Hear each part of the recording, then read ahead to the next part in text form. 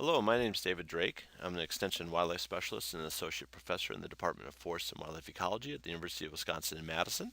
I also work for the University of Wisconsin Extension System. And tonight we're going to talk about wildlife damage management.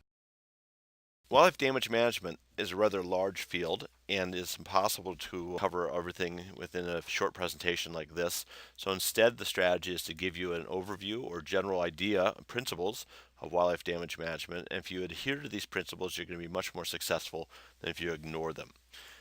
First thing you need to do, and the most important thing you need to do, is make sure you correctly identify the animal that's causing the damage. Sometimes it's more than one animal, and sometimes the animal that you may see in the general vicinity of the area may be causing the damage, but a lot of times the animal that you might see in the general vicinity of the area may not be causing the damage. So it's very, very important that you correctly identify the animal. And most of the time you are not going to see an animal that caused the damage, but instead you're going to see signs that the damage has been caused. So what you would look for are tracks, perhaps scat, which is just a polite euphemism for poop. You might look for feather droppings or fur that's hung up on a rose bush, for example. And lastly, every single species causes damage that's unique to that species. So sometimes you're looking for clues about how the damage has been caused. So for example, the way that a rabbit would cause damage to vegetation is much different than the way a deer would cause damage to vegetation due to dentition of the animal. But it's very, very important that you correctly identify the animal causing the damage, because if you do not, you're going to waste your time, you're going to waste your money, and your frustration level is going to increase. Now, depending on how extensive the damage is, you may or may not want to adhere to these next two bullet points. But the more extensive the damage is, either in cost or in area, that you would want to perhaps develop a wildlife damage management plan. And this doesn't have to be anything extensive, and it really doesn't have to be much more than a map of your property. And on the map, you would identify where the damage is occurring. And then you would also identify what's called tolerance zones. So you might say, for example, we've got limited resources in terms of time and money, but in the southwest corner of our property, we've got some valuable plantings down there, and we don't want any damage at all. So we don't want to tolerate any damage at all. So we're going to spend 90% of our time and 90% of our money to try to stop the damage in the southwest part of the property. But in the northeast part of the property, we don't care what the animals do up there. So we're not going to spend much time or money up in that area. By defining tolerance zones, not only does it help you efficiently use your resources, but it also helps if you're going to harass the animals, for example. It tells the animals, well, anytime I come down to the southwest part of the property, something bad happens to me. When I go up to the northeast part of the property, nothing bad happens to me. So I'm going to spend more time in the northeast part of the property than the southwest part of the property. The other thing that a damage management plan helps you do is identify the appropriate management options to either reduce or eliminate the damage.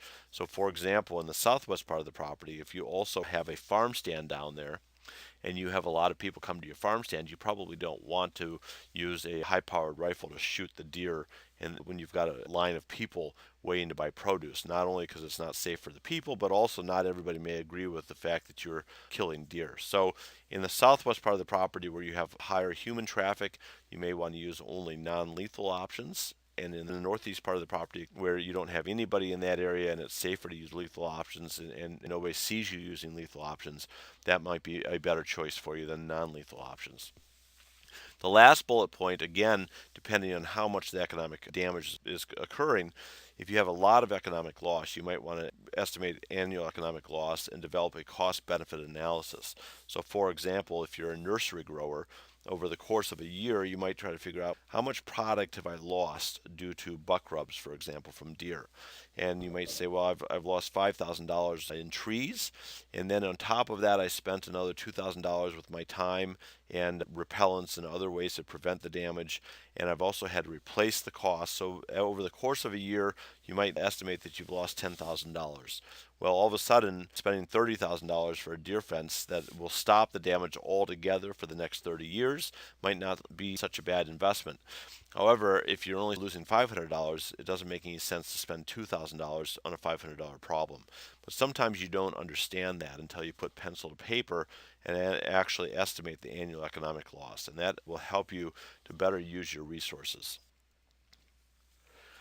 Now, a couple other things that are very, very key to having a successful wildlife damage management plan is an integrated wildlife damage approach. And there are two very important prongs to this integration. One is randomness and one is diversity. So animals are very much creatures of habit, and they a lot of times will utilize the same travel paths. They are active at the same times of the day or night, for example, things like that. So what you want to do with randomness is to break up that habit as much as you possibly can. And the less safe that an animal feels in your property, the less time it's going to spend there.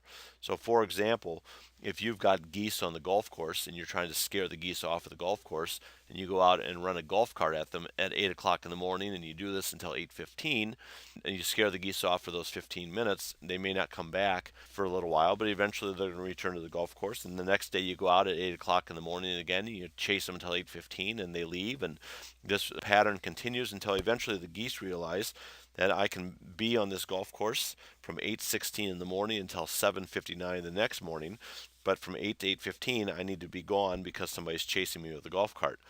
But I'd be much more effective if instead of coming out only for between 8 and 8:15, if I were to come out at 8 o'clock one morning and 2 o'clock that afternoon, and then the next day I come out at 10 a.m. and maybe 8 o'clock at night, and the next day I come out at 3 o'clock in the afternoon. But I'm coming out at random times of the day and possibly the night, and by introducing randomness, I'm upsetting that animal's habit, and they're not quite sure when it's safe to be there, and because they're not quite sure when it's safe to be on the property, they spend less time on the property.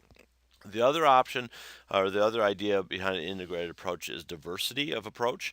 And diversity doesn't matter too much when you're using lethal management, such as the gentleman in the left picture here using a rifle to shoot deer, but lethal management may play into a combination with non-lethal management. But diversity is especially important for non-lethal management. And for example, you might use an eye scare balloon, which is a big balloon, maybe 3 feet or so in diameter, and it looks scary and it's supposed to scare primarily birds away. And it does a pretty good job for about 15 minutes, and then eventually the birds realize that eye scare balloon looks really, really scary. But every time I get close to it, nothing bad happens to me. And eventually, by the end of the day, the birds have gotten so close to it that they're actually feeding directly under the eye scare balloon. So if I were to come out, introduce that eye scare balloon, but then also come out at random times of the day and perhaps make a big loud noise with a firecracker, or I fire a shotgun off, not to kill the birds, but just to scare them with that loud noise, or I bang pots and pans, and I come out at random times of the day and I make loud noises in association with that eye scare balloon, all of a sudden I've got a diversity of approaches here, because now when the birds see that balloon, they also associate random loud noises being made with that balloon, and they're less likely to be in the area. So randomness and diversity are two very, very important parts of an integrated approach to wildlife damage management. Another part of integrated approach to wildlife damage management is understanding what are your choices. One approach is to do nothing. One approach is to use non-lethal methods primarily, or in combination with lethal methods.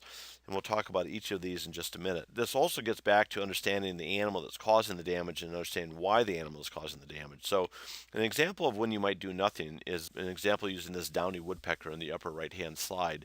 But sometimes woodpeckers will come onto aluminum-sided houses and aluminum gutters, and they'll start pecking away.